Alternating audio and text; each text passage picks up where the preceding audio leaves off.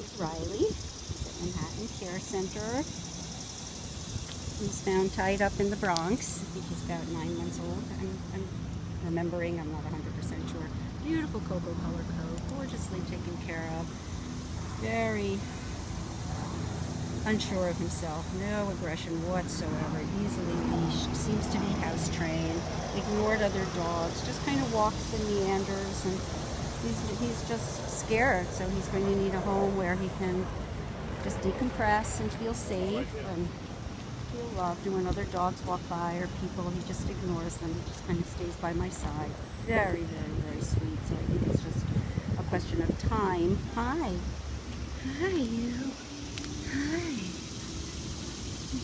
Yeah, Mr. Riley. He was watching a squirrel walk by before. So this is Riley. Look how beautiful he is.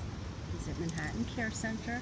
No fear or aggression at all. Just very shy and quiet. That's how his nervousness manifests itself. Absolutely gorgeous, gorgeous, gorgeous boy, Riley.